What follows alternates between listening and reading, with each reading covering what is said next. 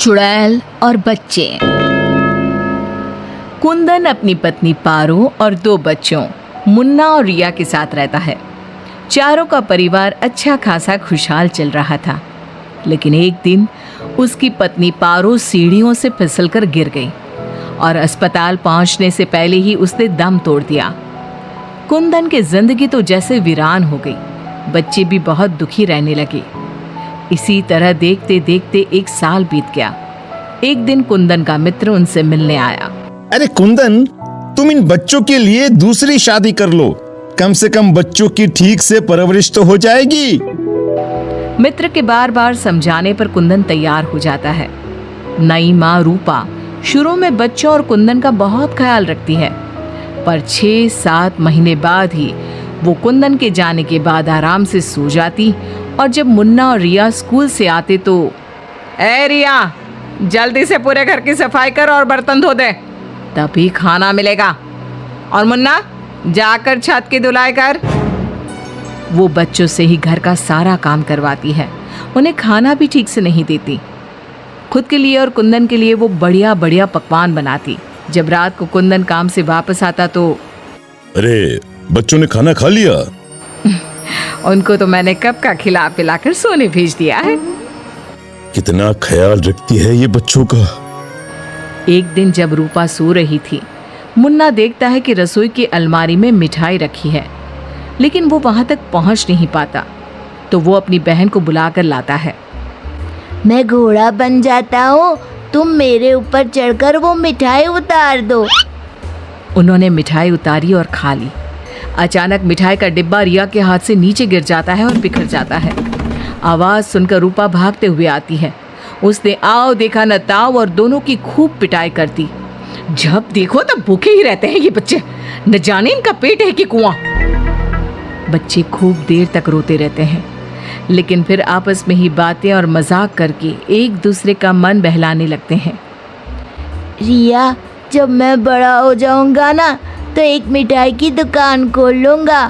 पहले हम लोग खूब सारी मिठाइयाँ खाएंगे और फिर बेचेंगे। मुन्ना, मेरी तो शादी हो जाएगी, तुम अकेले ही सारी मिठाइयाँ खाओगे ना? अरे हाँ रे, तब तक तो मेरी भी शादी हो जाएगी। कुंदन जब घर आता है तब उसकी माँ बच्चों की खूब शिकायत करती है। अरे बच्चों, तुम्हारी माँ तुम्हारा कितना ध्यान रखती है, आखिर क्या कमी है तुम दोनों को? पिताजी, उनकी बात पूरी भी नहीं हो पाती कि हाँ हाँ कह दो कि मैं तुम्हें खाना नहीं देती, सारे दिन घर के काम करवाती हूँ, कह दो ना। मुन्ना चुपचाप खड़ा रहता है। अब तो हम दोनों को पिताजी से बात भी नहीं करने देती। नहीं माँ। मुन्ना और रिया बहुत दुखी होते हैं। रात को इन बच्चों ने नाक में दम कर दिया है, तुम इन्हें लेकर जाओ और कहीं जंगल में छोड़कर आओ। अरे ये क्या कर रही हो तुम? ये दोनों मेरे जिगर के टुकड़े हैं, इनके बिना मैं कैसे रहूंगा? कुंदन को बार बार समझाने पर भी जब वो नहीं मानता, तब उसे एक उपाय सूझता है। कुछ दिनों तक वो बच्चों के साथ खूब अच्छे व्यवहार का नाटक करती है। बच्चे खूब खुश रहते हैं।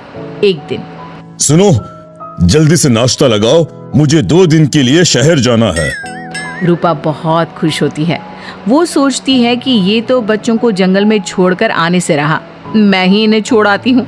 कुंदन के जाने के बाद, बच्चे चलो आज हम तुम्हारी नानी के घर चलते हैं। बहुत देर तक चलते चलते जब वो सब घने जंगल में पहुंच जाते हैं तब, माँ, इधर का नानी का घर है, लगता है हम रास्ता भूल गए हैं। अच्छा, तुम लोग यहीं रुको, मैं रास्ता पूछकर थोड़ी देर में आती हूँ। हाँ, ये कहकर रूपा उन्हें वहीं छोड़कर चली जाती है। बहुत देर हो जाती है और रूपा वापस नहीं आती तो, माँ कब आएगी भैया? इस तरह सुबह से शाम हो जाती है। जहाँ एक तरफ बच्चे जंगल में अपनी माँ का इंतजार कर रहे होते हैं, वहीं दूसरी तरफ रूपा घर में आराम से बैठी थी। इसी तरह 2 दिन बीत जाते हैं और 2 दिन बाद कुंदन जब घर वापस आता है तो, बच्चे कहाँ हैं? मैं उन्हें जंगल में छोड़ आई। ये तुमने क्या किया रूपा? बच्चे बेचारे जंगल में अकेले कहाँ भटक रहे होंगे? क्या किया तुमने ये? देखो, अगर तुम्हें अपने बच्चों की इतनी ही चिंता है ना तो जाओ तुम और उन्हें ढूंढते रहो। कुंदन बच्चों को ढूंढने की बहुत कोशिश करता है, पर बच्चों का कुछ भी पता नहीं चलता। कुंदन बहुत दुखी होता है। अब वो हर रोज काम पर जाने के बहाने जंगल में बच्चों को ढूंढता हुआ भटकता रहता है। रूपा के जाने के बाद बच्चे रोते रोते आगे बढ़ने लगते हैं। माँ बड़ी चालाकी से हमें जंगल में छोड़कर चली गई। अब हमें रहने के लिए कोई ठिकाना ढूंढना ही होगा। अब तो अंधेरा भी घिर रहा है। आगे जाते ही उनको एक झोपड़ी दिखती है। बच्चों को थोड़ी आशा बनती है। दोनों भागते भागते वहां पहुंचते हैं और झांक कर अंदर देखते हैं तो एक बुढ़िया चरखे पर सूत काट रही थी। उसके शरीर पर सफेद वस्त्र थे। अंदर का माहौल बड़ा डरावना लगता है, पर बच्चों को तो कोई आसरा चाहिए था। वो दोनों दरवाजा खटखटाने लगते हैं। तभी वो बुढ़िया पीछे मुड़ती है। बच्चे जैसे ही उसे देखते हैं, उनके शरीर के अंदर भय से एक अजीब सी सिहरन दौड़ जाती है।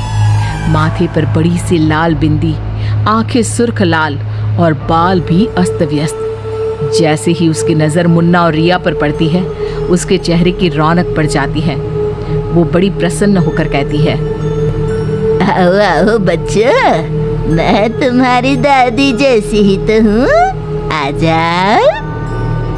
बच्चों को प्यार से वो घर के अंदर बुलाती है। बच्चों के लिए खूब सारी मिठाइयाँ, फल और बिस्किट ले आती है। बच्चे तो पहले से ही भूखे थे। वे खाना देखकर उस पर टूट पड़ते हैं। उनका सारा डर भी दूर हो जाता है।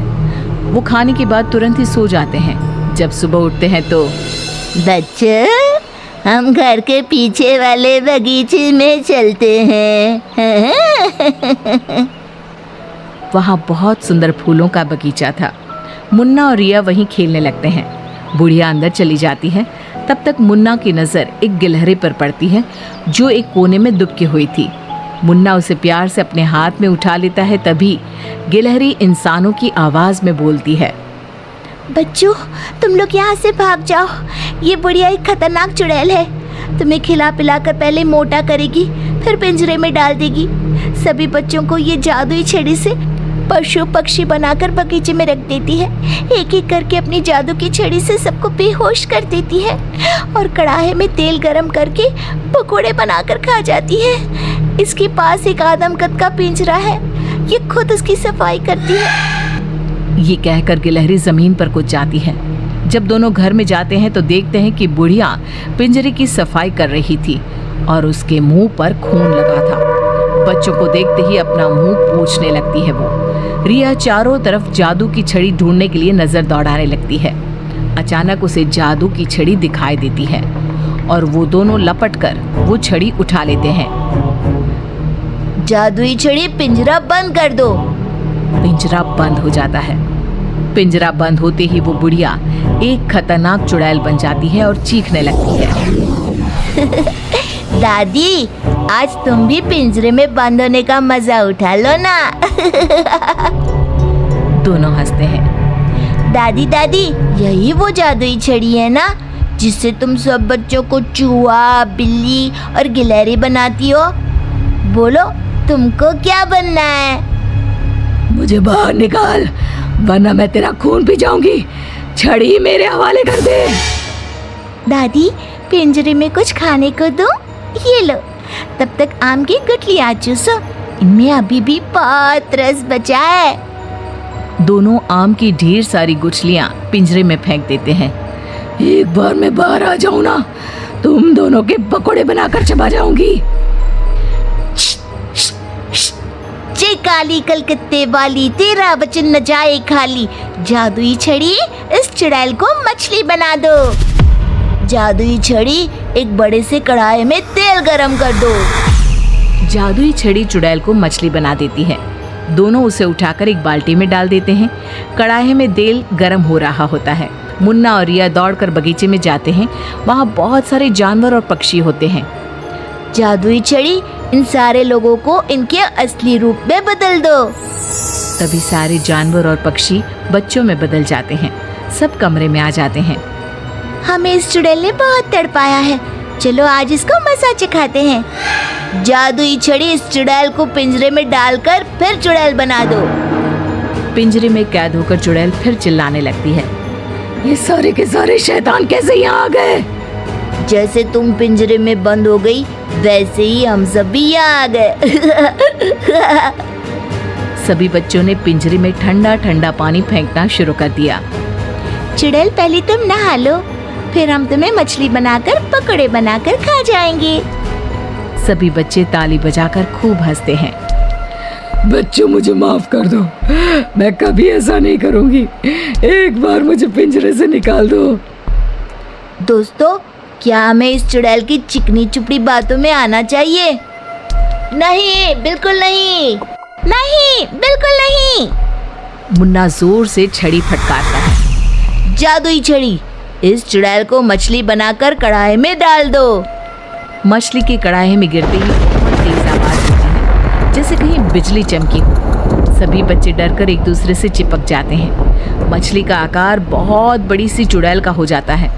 वो बार बार कढ़ाई से निकलने की कोशिश करती है। सभी बच्चे मिलकर उसे फिर कढ़ाई में ढकेल देते हैं। अंत में वो गरम तेल में जलकर मर जाती है। सब बच्चे खुश होकर तालियां बजाने लगते हैं। मुन्ना जादू की छड़ी की सहायता से सभी बच्चों के साथ शहर आ जाता है। जब वे अपने घर पहुंचते हैं तब पिताजी, हम आ गए। कुंदन उनकी आवाज सुनते ही भागता हुआ आता है। बच्चों को देखकर उसकी आंखों से झरझर आंसू गिरने लगते हैं। पिताजी, आप रोइए मत, अब हमारे दुख के दिन खत्म हो गए हैं। मुन्ना कुंदन को सारी बात बताता है। जादुई छड़ी पाकर उनके सारे कष्ट खत्म हो जाते हैं। अब तो नई माँ भी उनको प्यार करने लगती है।